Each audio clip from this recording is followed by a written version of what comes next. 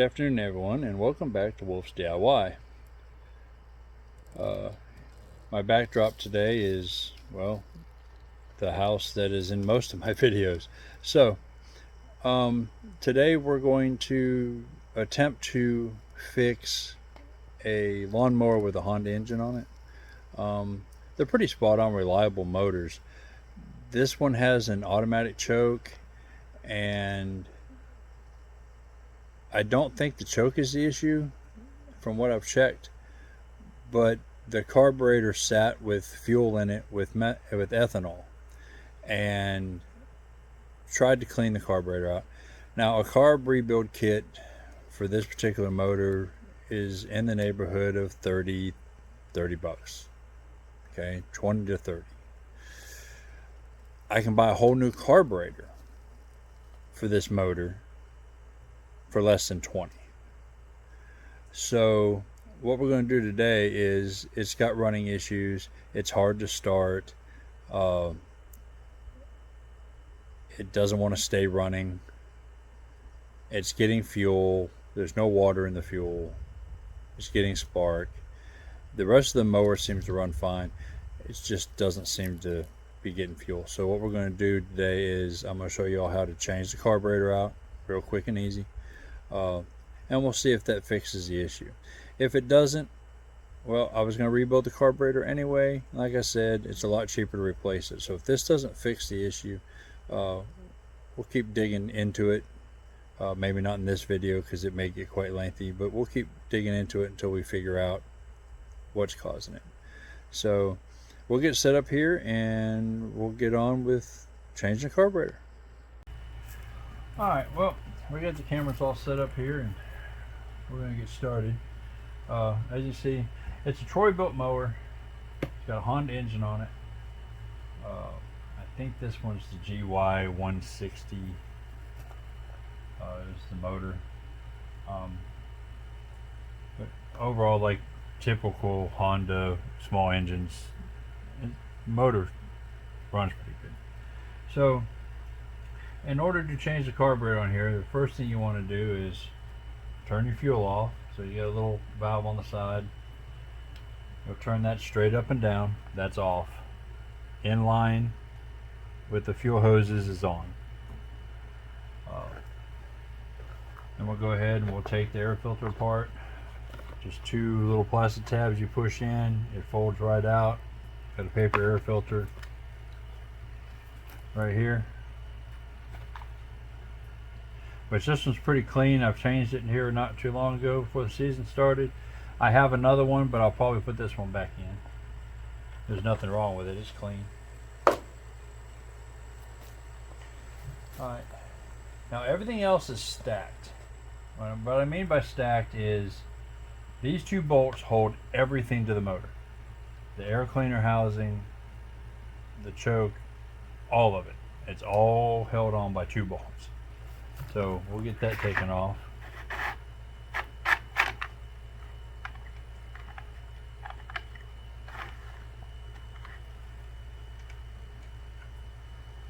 I'll find the right socket.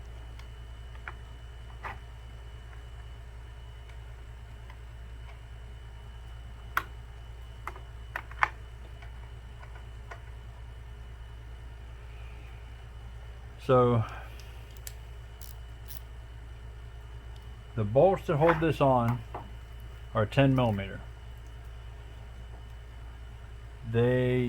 Lots of MEMS about 10 millimeters. 10 millimeters is the most commonly used metric size. It's also the socket that you'll never find in your toolkit because you always lose them.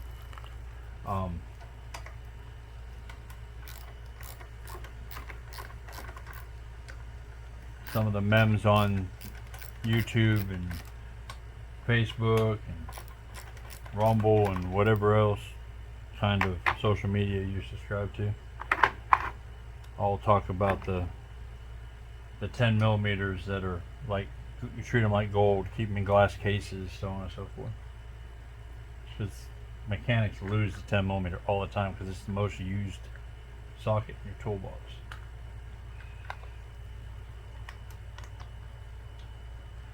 We get these two long bolts out.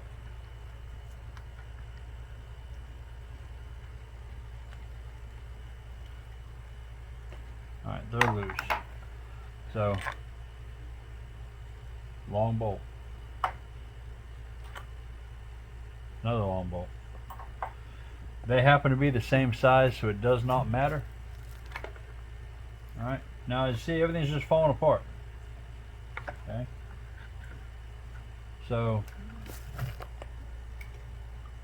there's a rubber line here, comes off the crank case vent. Goes here on the back of this. There's also a gasket. Went on like that.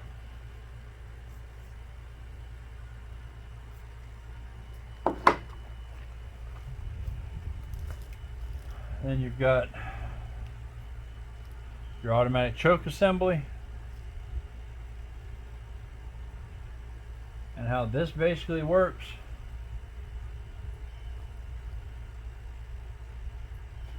is, I don't know if you can see it on the video.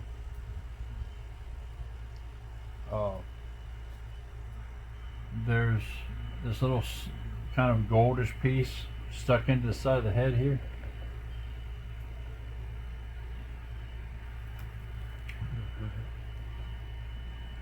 And what it does is, with heat, the little end plunger here moves. And when it moves, it pushes on this piece here.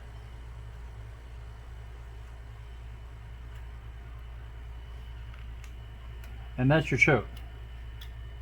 Okay. This turns the choke off when the motor warms up. It's thermostat, pretty much.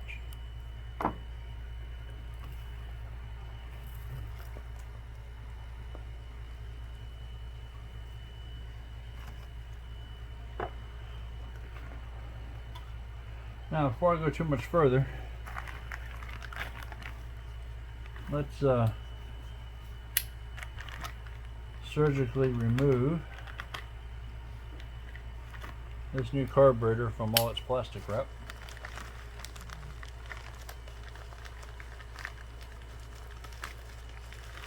I live in a fairly small area, and so you're not going to find too many of these parts like at a local store.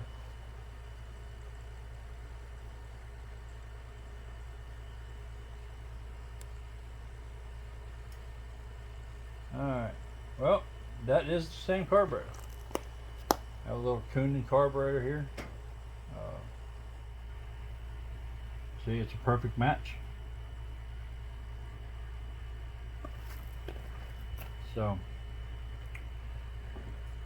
that makes things wonderful. And I'm taking my time here. I could fly through this, but what I want to do is kind of show you all. And I ordered a variety of parts, not knowing what exactly I was going to need, because the site I ordered them off of, they're all Honda parts, but different models changed around. Some of them don't have the automatic choke on them, stuff like that, and they changed the gaskets around, so I wasn't sure what exactly I was going to need.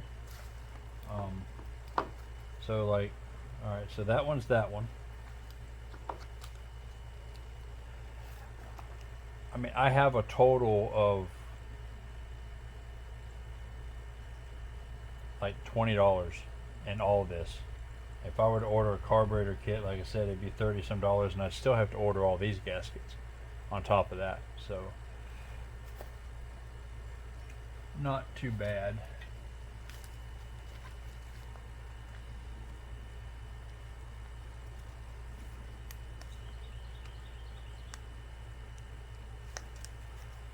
Well, of course they had to stick the stickers where I can't see the gaskets themselves. Once again, we'll surgically remove them. Hey, look, that looks just like that one, but it's a different material. Once again, they're all different part numbers, and why would you need all these different part numbers, right?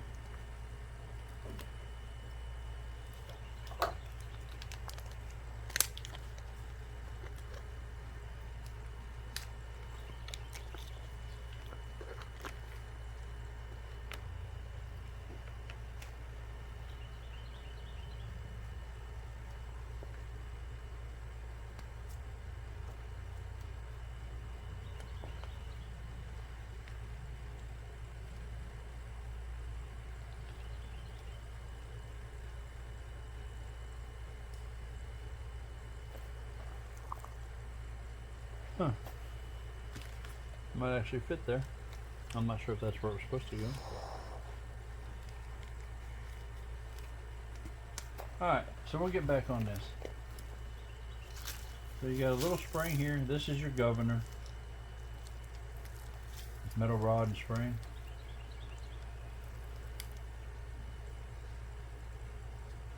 Kind of maneuver it around and they pop out of the holes.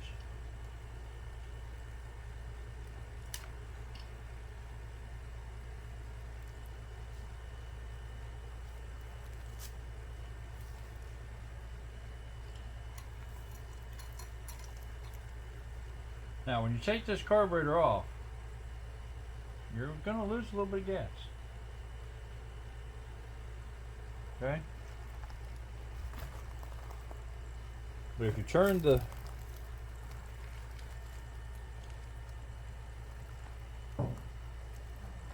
fuel valve off, should not be an issue.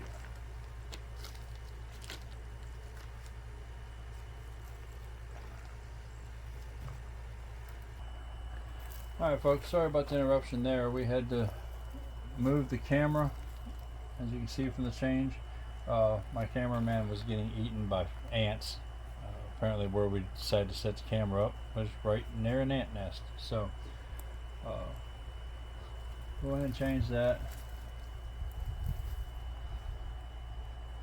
And as you can see here, there is an old gasket on here, and I'm going to go ahead and change that out for another gasket.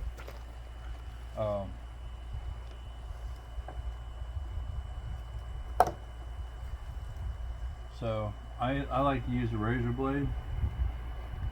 Just be very careful.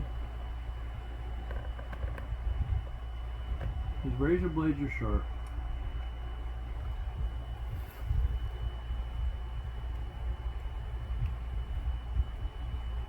And you don't want this money-saving repair that you're doing yourself to cost you money because you had to go get stitches. Kind of defeat the purpose of saving the money. So just carefully, and this gasket's stuck on there very well. As you can see, I was shaving it off with a razor blade, and it's fighting me the whole way. Try not to scratch up the aluminum, because it's just aluminum that you're dealing with here, the head and engine block and stuff on these. Not super durable, but light. Real good for engine blocks and stuff like that, but you can scratch them really easy. And if you scratch them, gaskets may not seal as well, and air leaks will cause running issues.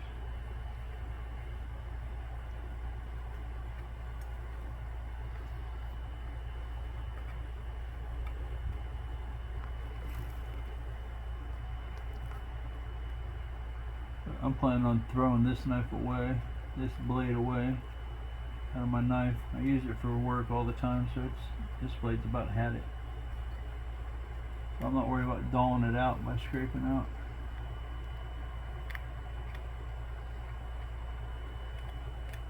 All this here.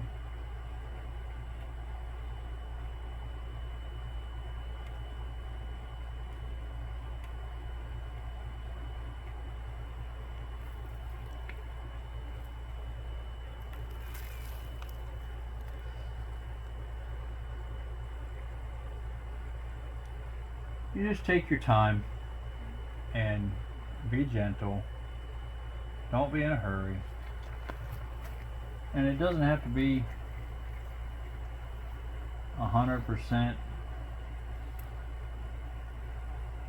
clear of all gasket material. Just 99%. You know,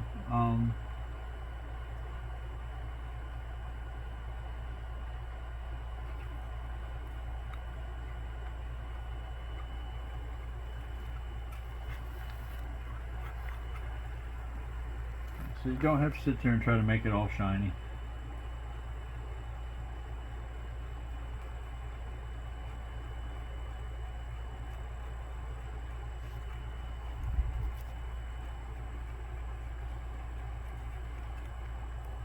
But I like to make sure I get about 99.9% of the gasket material off, because you don't want any ridges or strange imperfections or lumps beyond what's in the casting to cause your gasket not to seal.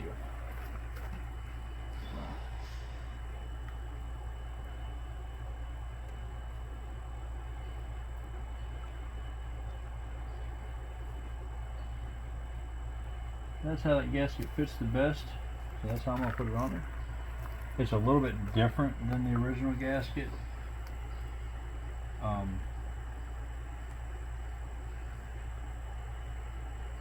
But it fits the carburetor real well.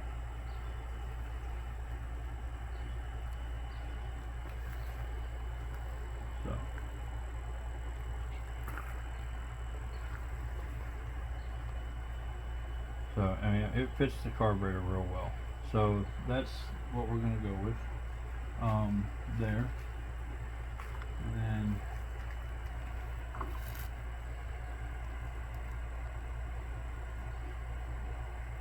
this one also has a gasket on it that I have to try to get off,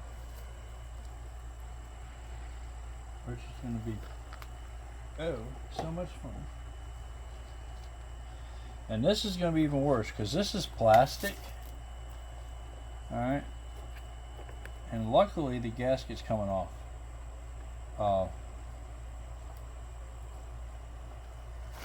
Had the gasket stuck real hard, that would have made it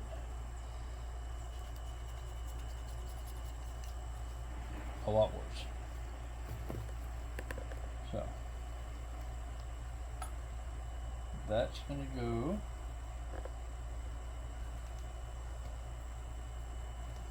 with that.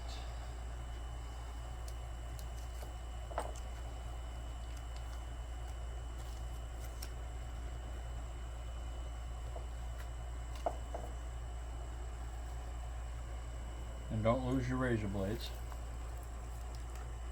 Makes you nervous when you have sharp objects just kind of floating around in the ether here.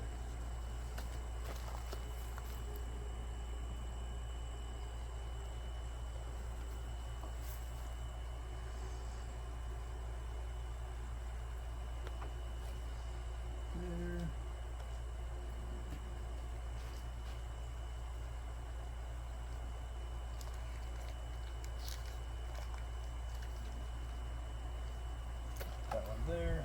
Okay. So, getting ready to start stacking this back together.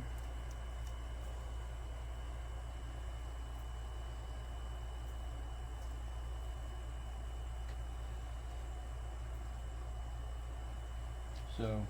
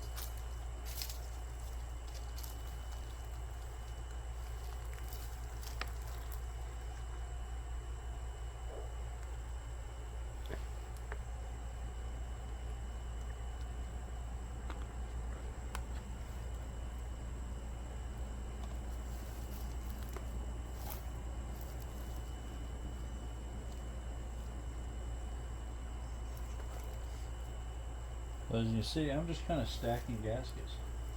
Okay.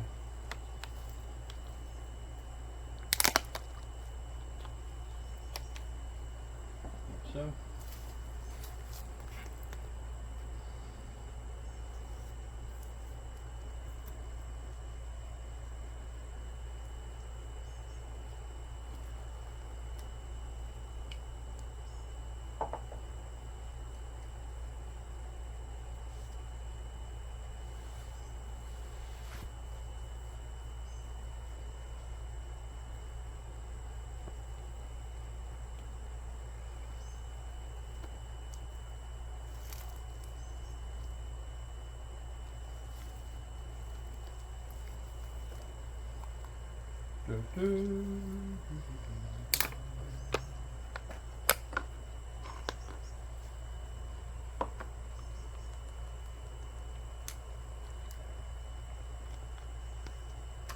Alright.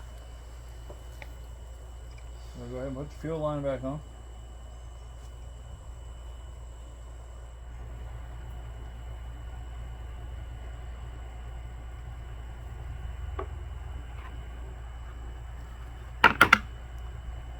We'll put the crankcase vent line back on.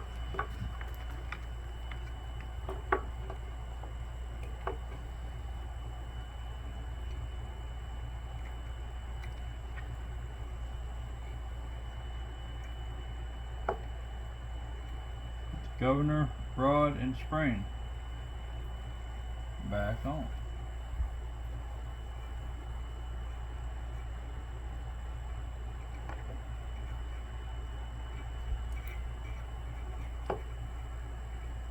And it's being a pain. It's being a real pain. There we go.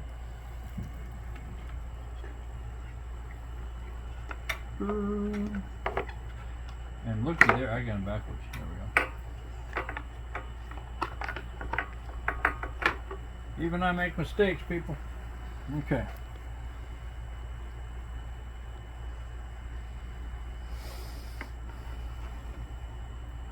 So.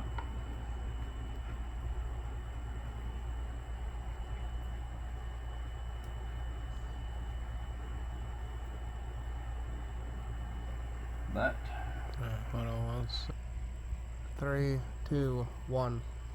Sorry about that. We had to readjust the camera again. We were getting so many parts in the way, really couldn't see what I was doing. So.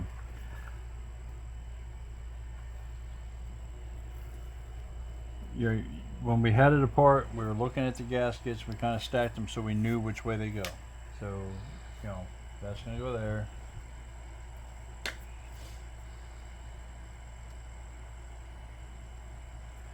That's going to go there. And we're just going to keep going. So, and then this one goes on this air cleaner housing. The problem when the manufacturer uses just 2 bolts, like they've done here,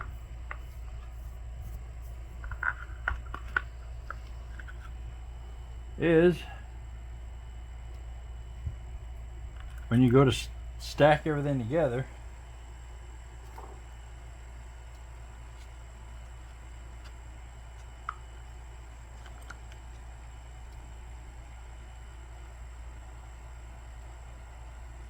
it's kind of a pain in the butt.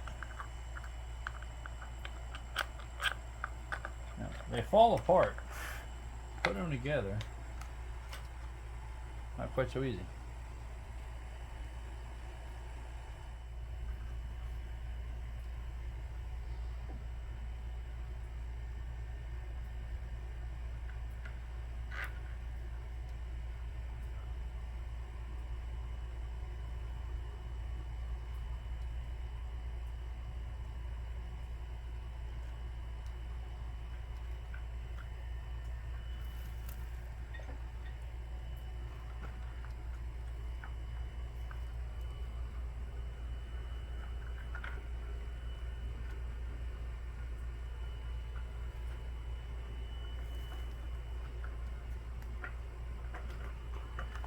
Alright. Now, try to get these started here.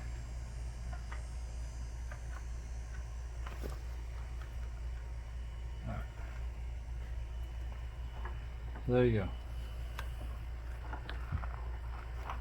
All stacked back together, and then all you gotta do, I know it seems like, all you have to do, yeah, well, that's pretty much it. All you have to do is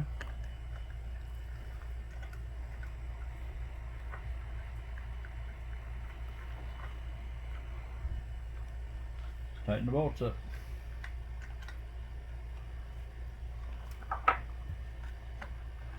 And if, like this one, if your little crankcase vent tube comes off, because it came off. I reach back there and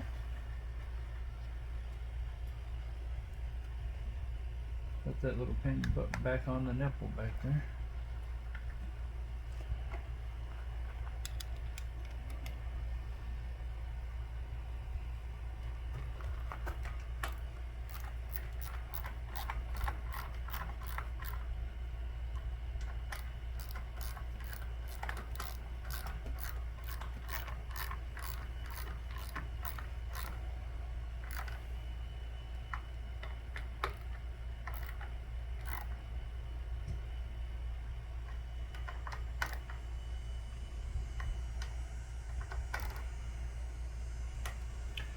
Alright, don't over tighten it. Once again, you're tightening into aluminum housing, and then you've got a lot of plastic components sandwiched in there. So if you tighten it up too tight, you crack one of those pieces of plastic, you have an air leak and it won't run right.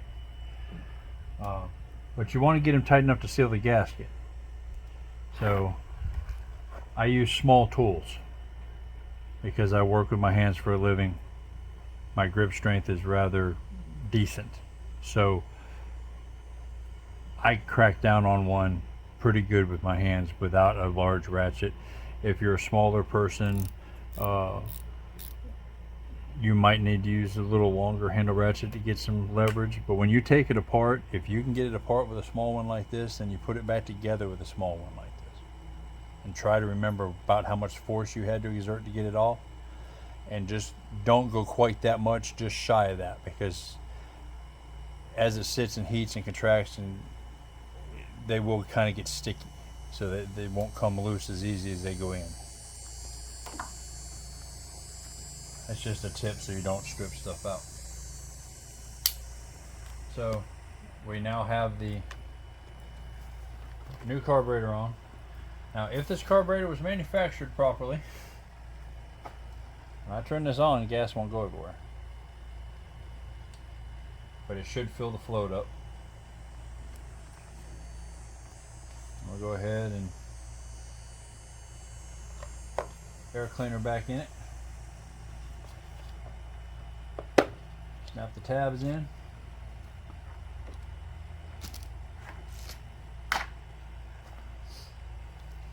Now, I'm either going to look really good right now, or I'm going to look like a fool, because we're going to pull the thing down and we're going to try to start it. Alright, as you can see, we got it down off the work area. And one thing I wanted to change that I didn't in the video earlier was this gas cap. Reason for it is, it's a vented gas cap. It's got a little like filter material in here, and it's supposed to keep liquid gas from sloshing out but let air in. Well, with ethanol based fuels, it gets saturated in there and it crystallizes.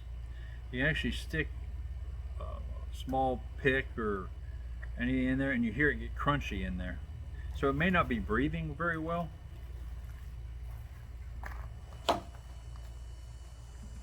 And for like $1 that they wanted for the gas cap,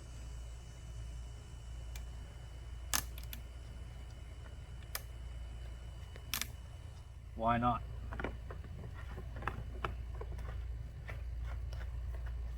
We'll put a new gas cap on.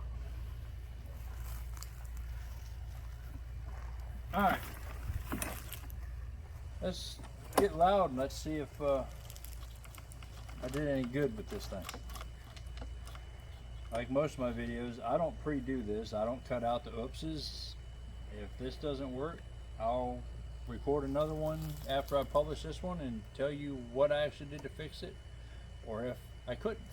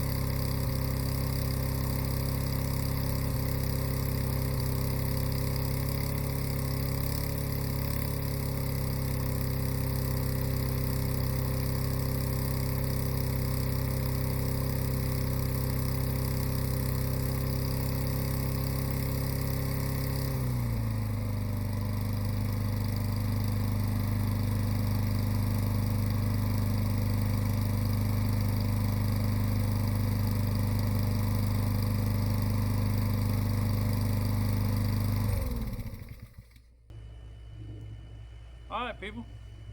Well, what you heard there is the choke shutting off. Motor finally got warm enough to shut the choke off. That's why the idle went down. It's idled up a little high. Probably different jetting on the carburation.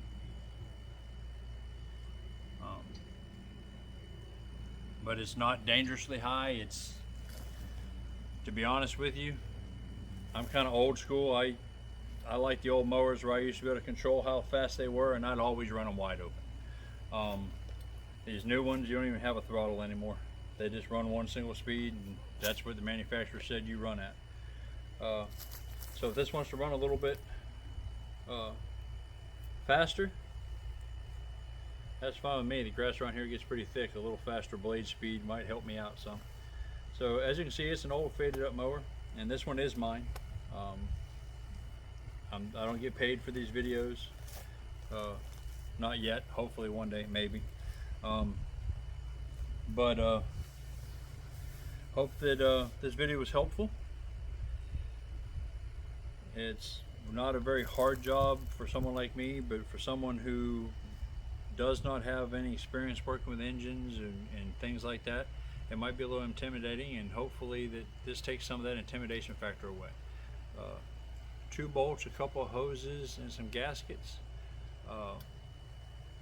If you live someplace that has parts houses that carry small engine parts and you're not in a big hurry, take it off, go down there, get them to match up all the gaskets. Then you don't have to do the guessing game that I did. But when I looked up this motor, there was about 7 different variations, and one thing I've noticed about Troy Build is their VIN numbers don't always tell you what variation you have. Here years ago I did a log splitter, and I couldn't find the right seal kit for the main ram on it, and when I called Troy Built, they basically told me it was going to be this or this, and they weren't sure which. Depending on which cylinder happened to be on the line at the time when they put the machine together, and they had no records. They kept no records on which model cylinder went on which log splitter. So it was a crapshoot. So I ended up ordering 2 different seal kits, and when I tore the cylinder apart and replaced the seals in it, I used the ones I needed and sent back the other ones. Kind of a pain having to do that, but sometimes that's what you do. But once again, thank you all for coming by and spending a few minutes with us learning how to do another DIY task. And please like, subscribe, hit the comment, leave me comments. If you like to know something more, if you think I didn't explain something enough, or if I talk too much, all comments are welcome.